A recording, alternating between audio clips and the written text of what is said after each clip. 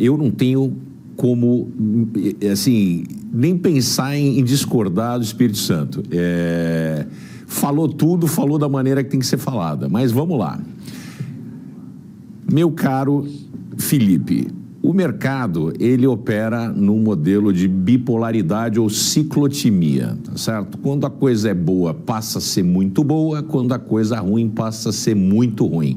E, eventualmente, ele se equilibra. É o melhor dos mecanismos de alocação de recursos que existe, mas ele não é perfeito. Eu vejo que o mercado quer acreditar numa profecia que não vai ser autorrealizável, né? A gente vai ter, por mais tempo, taxas de juros elevadas, porque as condições econômicas, tanto estruturais como conjunturais, na maior economia do mundo, não demonstram que haverá oportunidade para uma queda de juro em linha com esse 1,75 que o mercado precifica. Isso é um erro de leitura. E eu vou dizer por quê, tá? Primeiro, nós vemos uma economia extremamente aquecida, né? Os dados de desemprego e de geração de emprego mostram isso.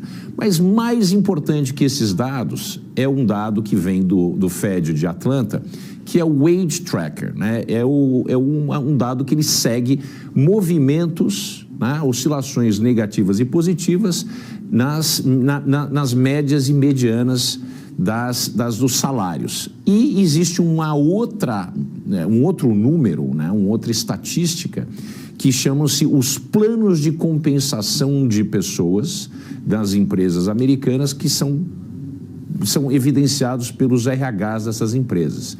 E esses planos de compensação, eles têm um poder forte explanatório no aumento ou na queda do valor médio, né, das wages, dos salários.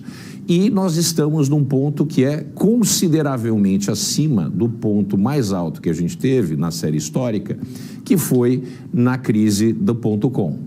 Então, mostra que nós temos, sim, tanto pressão pela geração de empregos, né, está acontecendo, a economia está pujante, né, como também existe uma escassez relativa de pessoas com competências e qualificações que são especializadas, porque a economia americana é extremamente especializada. São o que a gente chama de high skill workers, e é exatamente nesse grupo, nesse cohort, que está havendo séria pressão, né, uma séria pressão, e isso vai impossibilitar que as medianas e médias dos salários caiam e também impossibilitam uma queda, né, na demanda por trabalho. Então, a gente tem um processo que não está, vamos dizer assim, equacionado com relação ao combate à inflação.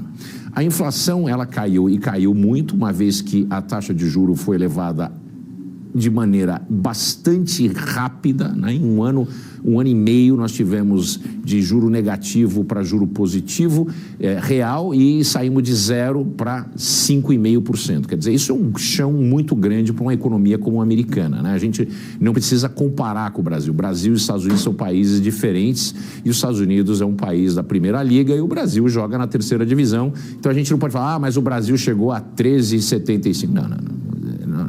Nós temos que comparar as coisas que são corretas. 5,5% dos Estados Unidos é uma elevação historicamente alta e relevante.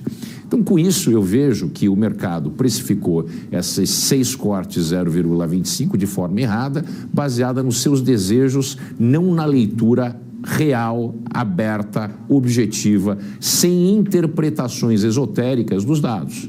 E os dados são claros, né? Não deveremos ter uma queda de taxa de juro em março, como foi precificado, e se houver, e eu acho que vai ter, mas devemos ter em linha com os dados conjunturais, que me indicam até 3 cortes 0,25, no máximo ao longo desse ano, dependendo dos dados derivados ao longo desse processo. Não acredito que a gente deva ter corte tão imediato no primeiro trimestre do ano. Acho que o Fed, especialmente pela fala de ontem, né, pela ata, mostra que o Fed não acredita que saíram da floresta ainda. Nós estamos numa clareira, mas a gente ainda precisa fazer essa last mile, e essa last mile, ela tem um problema muito sério, que é que são as expectativas que o mercado tem para com a inflação. E as expectativas que o mercado tem para com a inflação futura, eles têm um impacto na geração desta inflação, porque os agentes do mercado, os agentes econômicos, tomam decisões baseadas nessas expectativas. É como o sujeito que acha que vai chover e que resolve sair de casa com um guarda-chuva. É o que acontece com as expectativas. E as expectativas estão totalmente desancoradas, muito longe da meta dos 2%, tanto para esse ano como para os outros próximos 2 anos. E isso faz com que exista pressão inflacionária e isso faz com que a gente tem uma impossibilidade de ter uma relação em concerto, né, junto com as expectativas formadas para a taxa de juro que se convencionou no mercado desse 1,5%, 1,75% durante esse ano. Portanto, acredito que a gente vai ter muita água no chope esse ano, né? Não quero ser negativo logo na primeira semana, mas as expectativas, tanto lá como aqui, elas não convergem para a realidade.